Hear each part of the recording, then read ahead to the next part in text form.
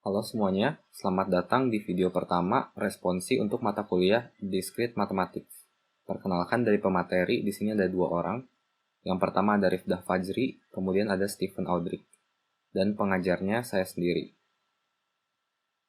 Baik, untuk video kali ini lebih ke tutorial aja sih. Dan ini ada 6 topik atau 6 soal yang akan dibahas. Mungkin kalau mau langsung nge-skip juga boleh ke yang mau dilihat gitu. Oke, dari yang pertama ada kesimpulan premis. Contoh soal untuk kesimpulan premis itu kayak gini. Jadi dikasih preposisi, di sini ada 1, 2, 3, terus dikasih kesimpulannya. Nah, ini diminta buat nunjukin apakah kesimpulan ini udah valid atau nggak valid malah gitu.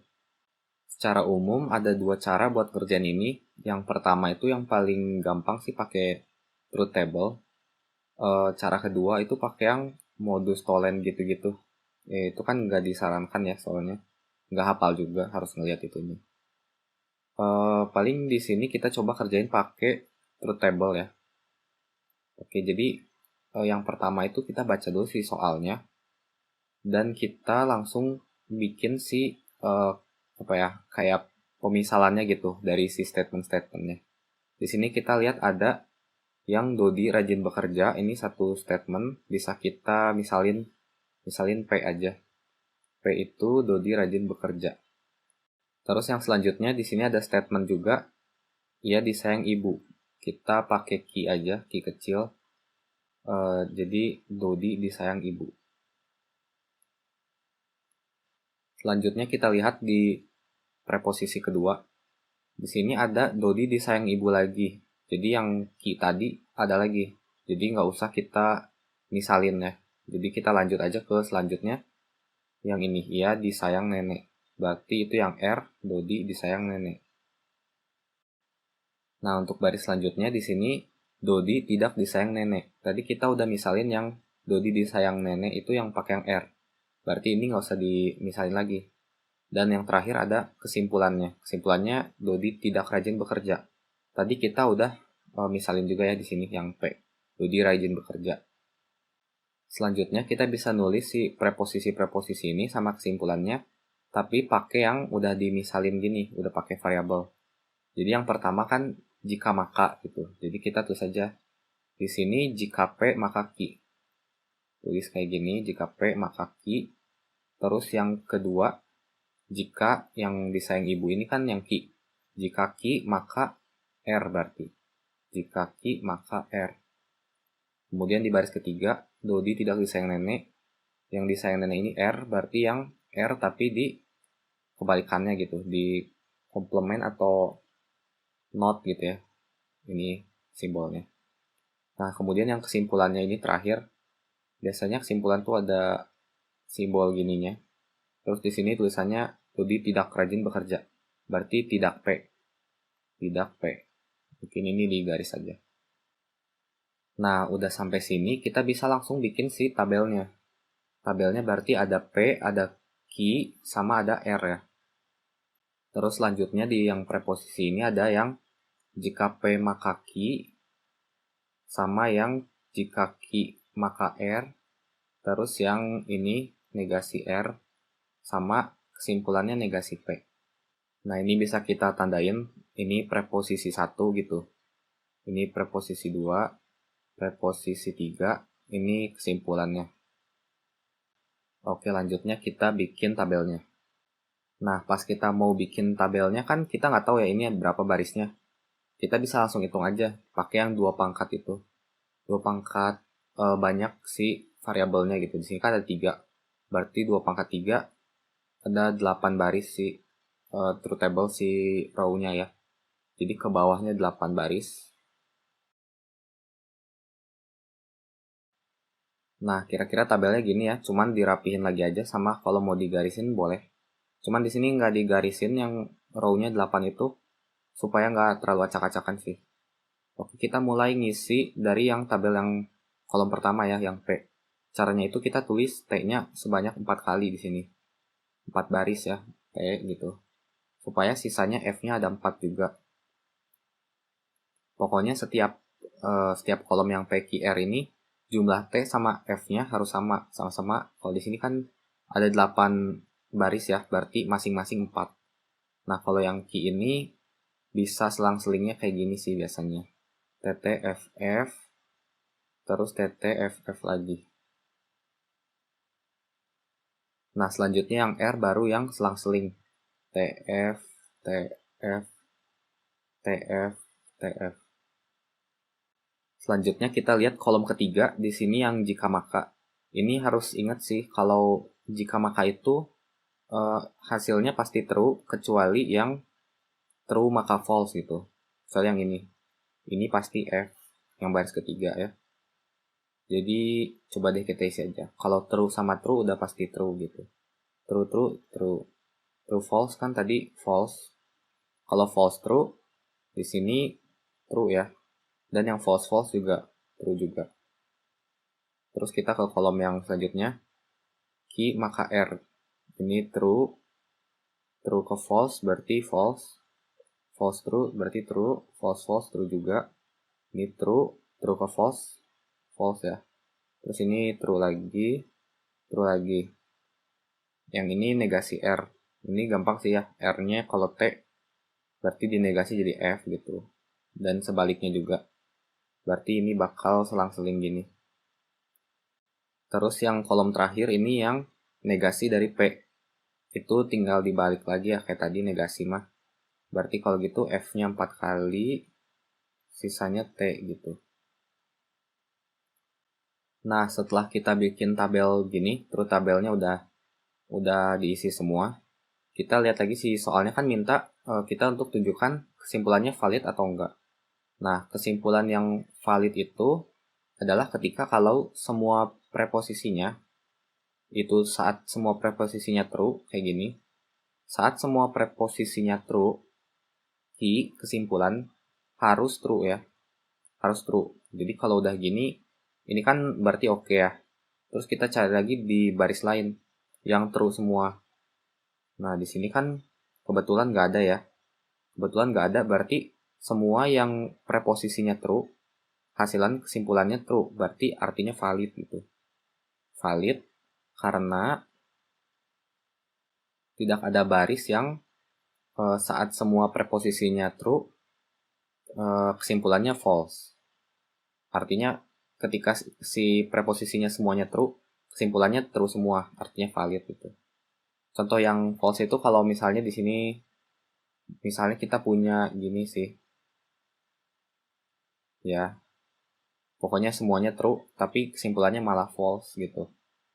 Kalau gini, TF, TF, gini mah nggak apa-apa ya, soalnya ini kan tiga-tiganya bukan true. Kita ngelihatnya yang tiga-tiganya true aja.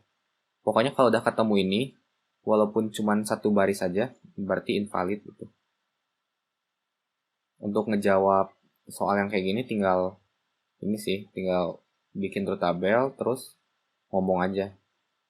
Karena nggak ada yang gini gitu, nggak ada yang bikin dia invalid. Nah, selanjutnya adalah yang Boolean circuit ya ini. Berarti soalnya kira-kira mungkin ada yang kayak gini sih. Disuruh minta gambarkan truth table untuk Z ini. Sebenarnya nggak gitu susah sih kalau ngerti mah. Jadi pertama-tama kita mulai yang gampang-gampang dulu aja. Di sini yang paling gampang sih kelihatannya B ya. Soalnya B-nya kan cuman satu garis gini terus masuk ke sini gitu. Kalau si A masuk ke dua tempat gitu. Ini buat kotretan aja ya yang merah ini. Terus kalau nggak tahu ini segitiga ginian apa, itu harus hafal sih. Jadi yang segitiga terus ada gini, biasanya yang ada gini tuh pasti negasi gitu, atau not. Berarti ini si A-nya di not in, dinegasiin gitu. Jadi keluar dari si segitiga ini tuh jadi negasi A gitu. Jadi di sini masuknya negasi A masuk ke sini. Nah, udah mulai masuk gini kan kita harus tahu juga ya ini simbol ini tuh artinya apa, simbol ini artinya apa. Paling bisa dilihat di sini sih. Yang tadi yang nggak lancip gitu. Yang ini kan gak lancip, itu AND. Yang lancip itu OR. Kalau SOR yang si lancip cuman ada depannya gitu. OR cuman ada depannya X gitu. Kan OR ini, SOR depannya ada sesuatu. Mungkin gini. Terus yang bulat ini kayak tadi. Pokoknya AND, kalau hafal mah, pasti yang ini juga gampang sih. Soalnya tinggal dibalik aja kan. Ibaratnya teh masuk ke AND, ini masuk ke AND dulu. Habis masuk ke AND, baru dinegasiin pakai yang bulat ini. Ini juga bulat ini ngenegasiin.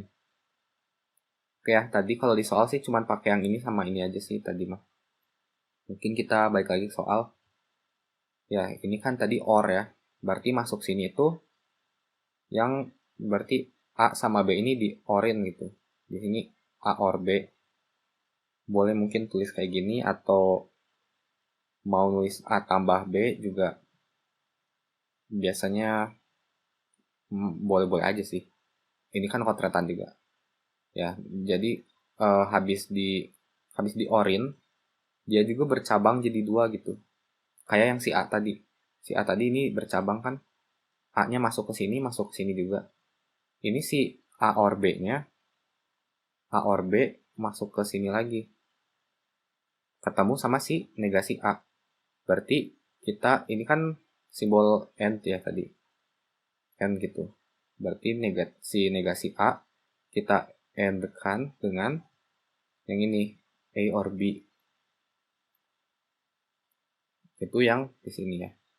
Set masuk ke sini gitu. Terus yang di sini kita lanjutin lagi, ini apa tadi? Ini A or B juga. A or B, terus masuk ke yang lancip-lancip lagi, ini tadi OR kan, masuk ke OR. Berarti yang si statement ini kita OR-kan dengan yang ini.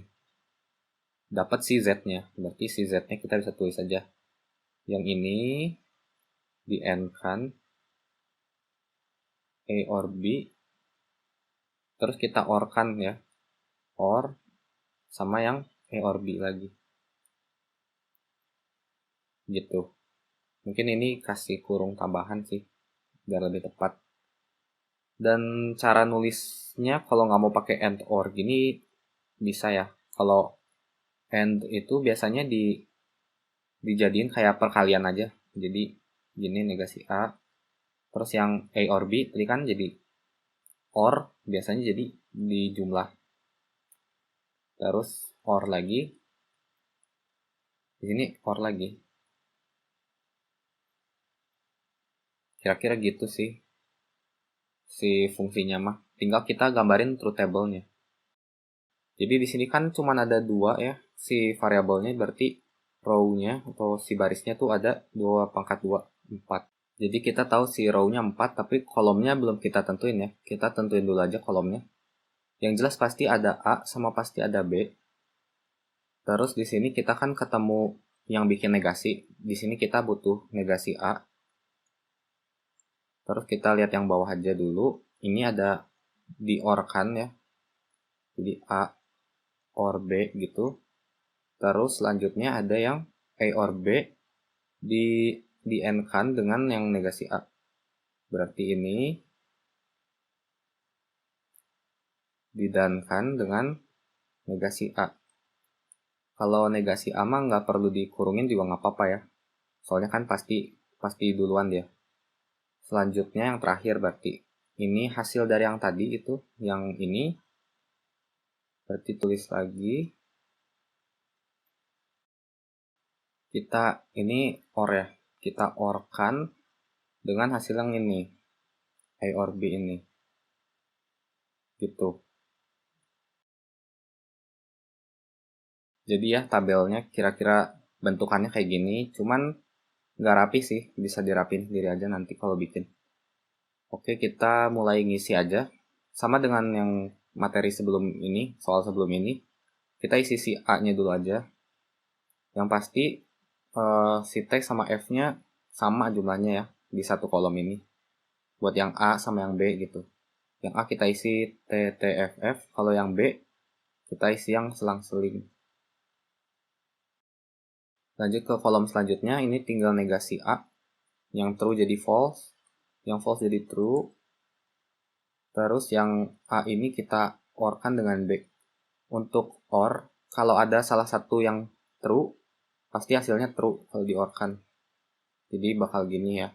Ini kan false. Nggak ada yang true-nya. Berarti false. Nah, ini selanjutnya kita harus ngelihat dari si dua kolom ini ya. Kita dankan. F kita dankan dengan T. Kalau dan itu, true-nya hanya ketika dua-duanya true aja. Berarti gini. Nah, untuk selanjutnya, yang ini yang terakhir ya, atau ini yang Z juga. Maksudnya ini yang Z. Berarti kita hasil dari yang ini, kita ataukan ya, kita OR-kan dengan yang ini. Kalau atau tadi, salah satu true, hasilnya jadi true. Di sini berarti true. Ini kan nggak ada yang true. Baru ini yang false. Paling gitu sih, rada rumit ya kalau ditulis mah. Tapi jawabannya kan cuman yang di tabel ini bisa dikotret. Oke, mungkin ke selanjutnya ya. Nah, soal yang selanjutnya kita bakal bikin K-map buat nyederhanain persamaan logika. Nah, untuk bikin K-map itu kita harus tahu juga si barisnya berapa, kolomnya berapa gitu. Caranya sih nggak harus dihafal banget ya, bisa di kayak logikain aja. Kalau di sini kan ada 4 variabel ya, A, B, C sama D. Berarti buat yang di atas itu isinya A sama B, yang di maksudnya yang menurun ini C sama D gitu. Jadi ini AB, AB aksen, A aksen, B aksen, A aksen B. Nah, terus yang menurun tadi yang CD gitu. CD aksen, C aksen, D aksen, C aksen D. Terus kan kemarin sih banyak yang nanya ya kalau ditukar-tukar itu gimana. Boleh sih ditukar asalkan yang AB ini sama yang A aksen B aksen ini nggak tetanggaan. Jadi dia harus ada jarak gitu, ada selisih 1. Kalau di aksi ini kan lewat kiri juga bisa. Lewat kiri selisih 1 juga. Paling tinggal digambar si garis-garisnya. Kira-kira bentukannya gitu ya. Cuman kalau kurang rapi, bisa dirapiin sendiri aja. Jadi, kita tinggal masukin dulu value-nya, yang mana yang satu ngikutin dari si persamaan logika. Baca satu-satu aja. Di sini kan AB, C aksen, D aksen. Berarti kita cari yang AB, terus cari yang C aksen, D aksen, yang ini. Gitu cara masukinnya, tinggal baca aja. Selanjutnya AB, C aksen, D. Berarti AB kan, kolom AB, cari yang barisnya C aksen, D, yang ini. Lanjut sama juga ABCD. ABCD aksen. ABCD aksen. AB aksen CD. AB, AB aksen CD. Terus ini AB aksen CD aksen. AB aksen CD aksen. Terus kan yang kemarin dijelasin dosen kan kita ngelingkarin gitu ya. Tapi ada aturan yang ngelingkarin itu. Ngelingkarin itu harus yang tetanggaan dan kelipatan yang pangkat 2 gitu loh. Harus 2 atau 4 atau 8 gitu. Kalau mau ngelingkarin ya. Misalnya gini, boleh dilingkarin. Yang gini, boleh dilingkarin. Yang panjang ke bawah gini juga boleh dilingkarin. Yang 8 juga kira-kira gitu sih. Nggak boleh gini ya. Nggak boleh. Kayak gini nggak boleh.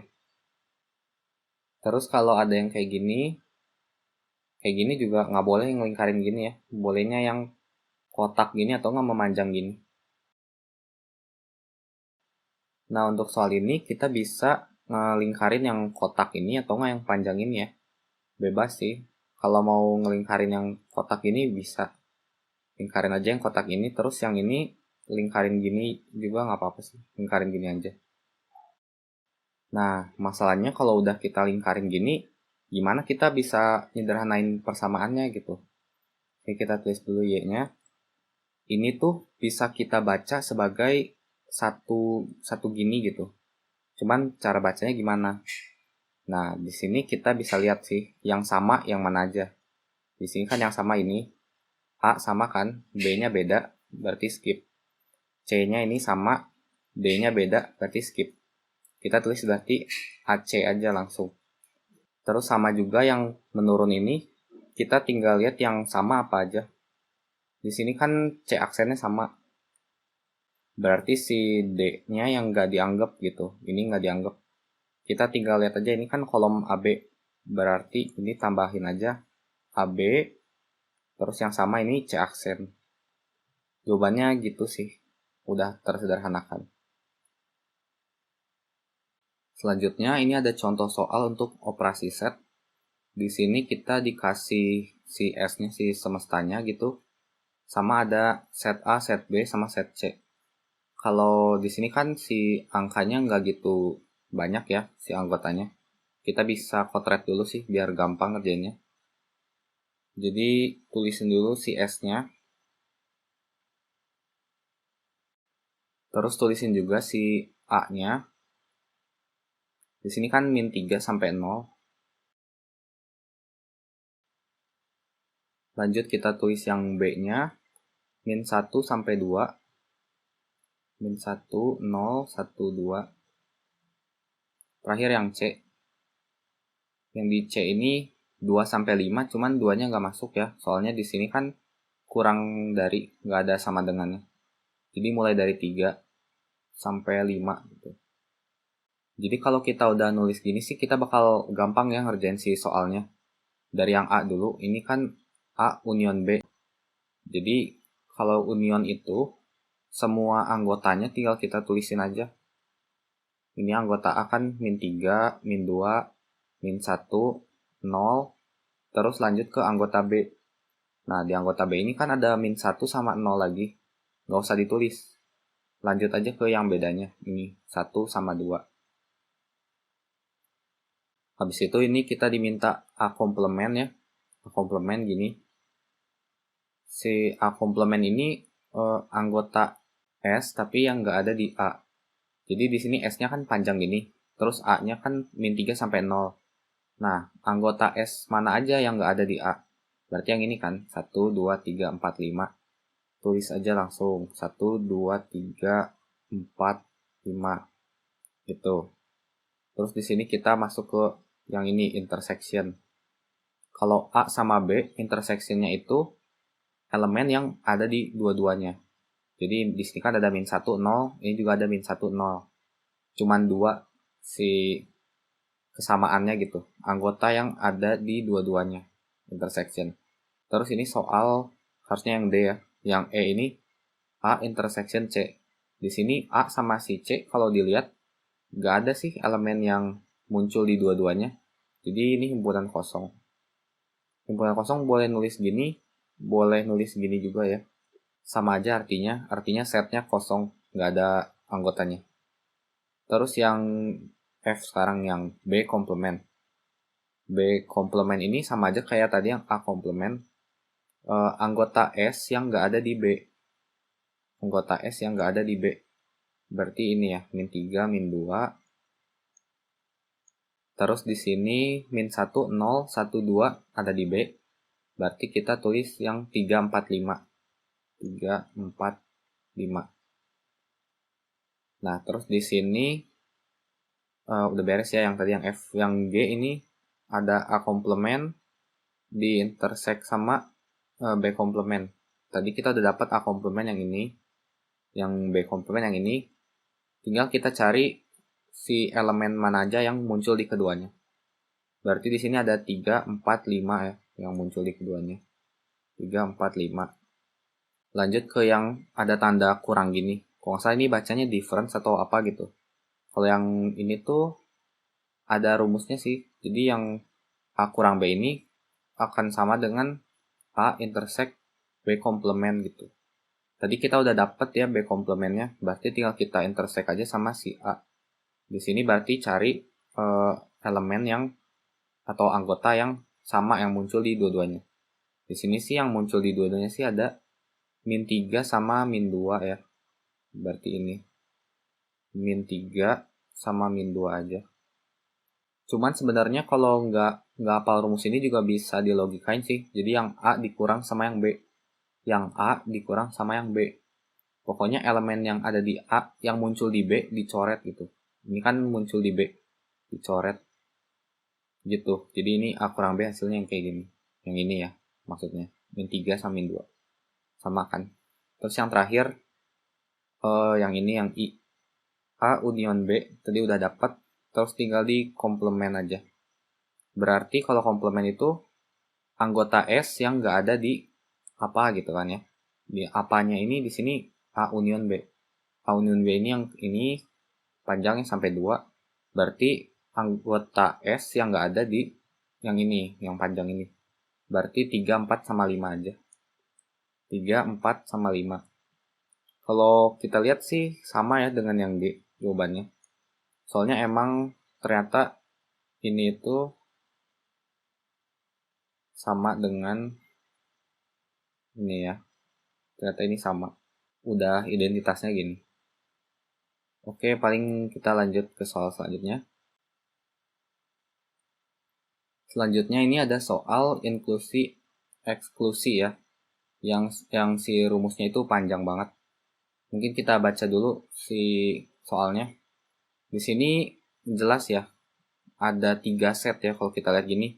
Orang yang suka pakai mouse, orang yang suka pakai touchscreen, orang yang suka pakai keyboard. Dan ini yang gabungan-gabungannya gitu. Artinya kalau yang gabungan ini yang misalnya yang 15 orang suka mouse dan keyboard, kita berarti bisa artikan ini 15 itu yang mouse irisan keyboard gitu ya. Sama dengan yang lain juga. Terus ini juga yang suka memakai ketiganya berarti irisan dari si tiga-tiganya. Mungkin kita misalin aja ya, yang mouse ini A gitu, terus yang touchscreen ini B, yang keyboard ini C. Berarti set kita ada 3, set A, set B, set C. Terus kita lihat di sini soal pertanyaan pertama, berapa jumlah mahasiswa yang disurvei?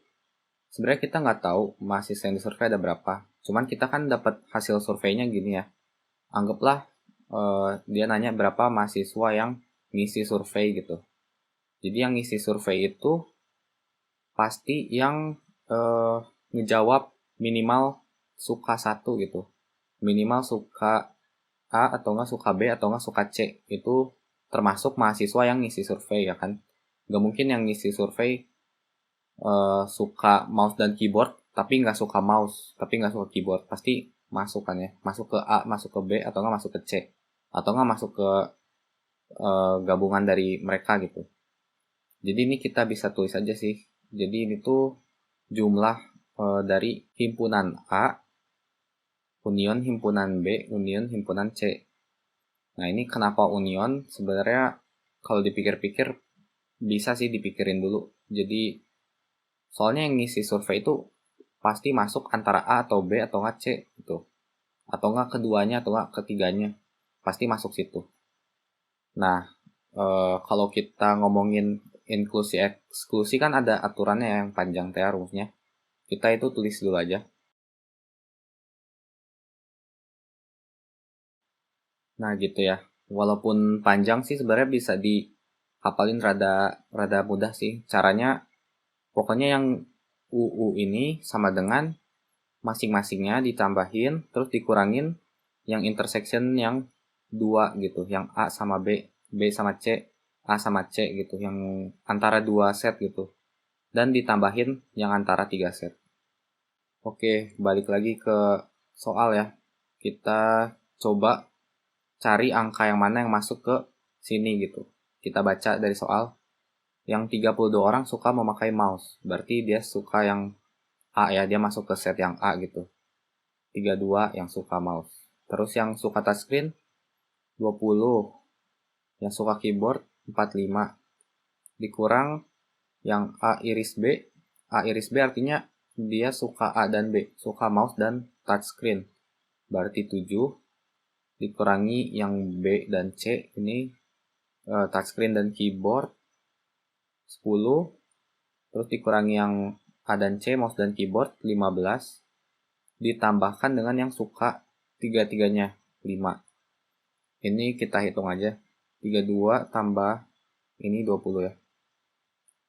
32 tambah 20, 52 97, 90, 80, 65 tambah 5, 70. Berarti ini jawaban yang pertanyaan pertama ya. Tinggal masukin rumus saja.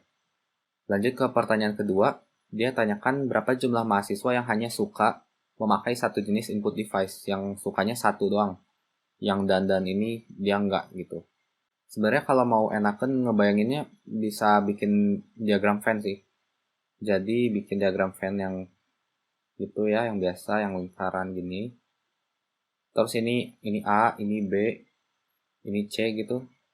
Kita mulai ngisi dari yang tengah, yang suka memakai ketiganya. Di sini yang suka memakai ketiganya ada 5 orang, jadi di sini ada 5. Terus di sini dari yang ini aja ya, 10 orang suka keyboard dan touchscreen. Berarti suka B dan C. Berarti yang ini ya, kalau digambarin, yang bentuknya kayak gini, yang ini. Cuman di sini kan udah ada 5 ya kan. Kita tahu yang si sepanjang ini itu ada 10. Sedangkan di sini ada 5. Gitu ya. Kita mau tahu yang ini berapa. Gampang ya, berarti 10 kurang 5 aja. Itu nilai si ini. Jadi 10 kurang 5, ini 5. Terus yang suka mouse dan touchscreen. Berarti yang suka A dan B. Ada 7. Berarti yang bentuknya gini, ini isinya ada 7 kan. Terus ada yang gini lagi. Di sini kan 5. Berarti 7 kurang 5, di sini 2. 2, 5. Jadi gitu caranya. Terus yang mouse dan keyboard, A dan C. Sama ya kayak tadi, 15 kurang 5 aja. Berarti ini 10. Terus yang suka keyboard, yang C, ada 45. Segini tuh ada 45.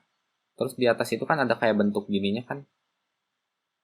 Nah, kita tahu di atasnya ini ada 10, ada 5, ada 5. Berarti ada 20 yang atasnya. Semuanya itu tadi 45. Berarti yang di sini berapa? 45 kurang 20 ya kan? Di sini 25. Yang hanya suka C doang ya. Yang hanya suka keyboard. Terus yang selanjutnya yang touchscreen ada 20. Yang B. Berarti sama kayak tadi. 20 kurang 2 kurang 5 kurang 5. 8. Terus yang suka mouse 32. 32 kurang 2 kurang 5 kurang 10. Berapa itu? 15 ya. 15. Jadi kalau kita udah punya diagram Venn kayak gini, gampang sih kalau dia mau nanya misalnya yang suka C doang, yang suka keyboard doang, berapa? Kita udah punya angkanya, tinggal kasih tahu 25. Nah, di sini dia tanya yang hanya suka memakai satu jenis input device. Berarti hanya suka A atau enggak hanya suka B atau enggak hanya suka C aja. Itu kita tambahin aja jumlahnya. Kenapa ditambahin? Karena si 15 orang, si 8 orang, si 25 orang ini sama-sama hanya suka memakai satu jenis input device. Kita tambahkan jadi ya jawabannya 48. Oke, kita lanjut ke soal selanjutnya. Di sini kita punya contoh soal kombinatorik. Kita baca dulu aja. Jadi ada perusahaan punya password panjangnya 3 karakter. Masing-masing bisa huruf kapital, ada 26 ya huruf kapital, atau digit angka ada 10. Jika password tersebut harus memuat sedikitnya 1 digit angka dan 1 huruf kapital. Banyak password berbeda yang dapat dibentuk adalah. Berarti kalau kita bikin password, kita bisa lambangin si huruf kapital itu K misalnya, dan angka itu A. Passwordnya 3 karakter. Terus ini harus ada 1 K, harus ada 1 A. Berarti kalau panjangnya 3 ini, kita bisa masukin di sini angka lagi, atau enggak kita bisa masukin di sini pakai huruf kapital lagi. Dan kalau kita ganti urutannya, passwordnya bakal ngasilin password yang berbeda kan. Jadi sesuai yang diminta. Kan diminta banyak password berbeda. Berarti selama berbeda, itu yang kita pengen hitung gitu. Jadi ini kalau ditukar-tukar bisa gini. Kalau kita lihat di sini ada 6 kemungkinan ya untuk si urutannya. Kita coba hitung dari yang pertama dulu aja, yang ini. Huruf kapital, kemudian angka, kemudian angka. Huruf kapital ada 26, berarti ada 26 kemungkinan kan kalau kita ambil satu huruf kapital. Terus kita kali di sini sama yang selanjutnya. Kenapa kita kali? Kita bisa anggap ngambil satu kapital itu kejadian pertama, ngambil angka itu kejadian kedua, ngambil angka lagi itu kejadian ketiga. Jadi menurut aturan kali kan, kalau kejadian yang berbeda gitu, kita ambil satu-satu gitu, dikalikan. Jadi ini kita kalikan 26 dikalikan, kemungkinan kita ambil angka caranya ada 10 kan. Terus kita ambil angka lagi, ada 10 cara lagi. Jadi ini banyak cara untuk bikin yang KAA. Gimana kalau bikin yang AKA gitu? Kita tulis A, K, A.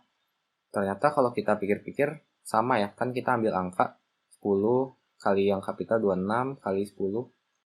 Berarti ini sama aja dengan yang ini kan. Kita nggak perlu ngitung ini sebenarnya. Kita nggak perlu ngitung ini. Tinggal dikali 3 aja. Buat mewakili satu komponen yang isinya 3 gini.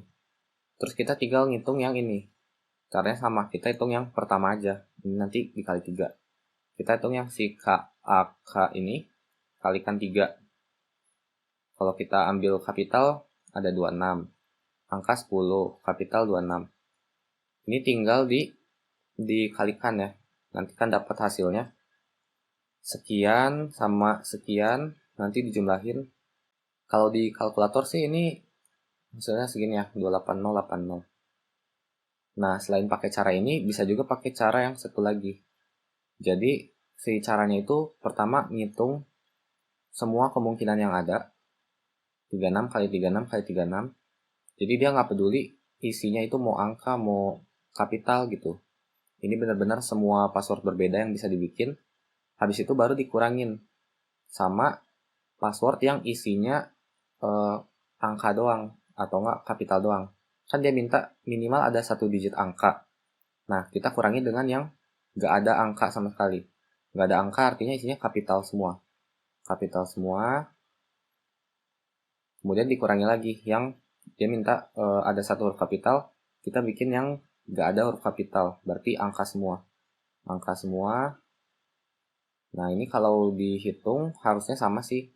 Kayak yang bawah hasilnya 28080. Mungkin nanti bisa dicek lagi. Oke, sampai situ aja. Selanjutnya udah nggak ada lagi. Terima kasih yang udah nonton sampai akhir. Mohon maaf bila ada salah kata, salah tulis, salah jawaban malah, atau salah apa lagi. Mungkin kalau ada yang salah bisa di point out aja salah di mana. Kita sama-sama belajar di sini. Dan kalau masih ada yang belum mengerti, nanti kita bakal ada forum responsi online gitu sih. Jadi bisa bahas-bahas juga, bisa tanya-tanya, saling jawab juga, kita sama-sama belajar.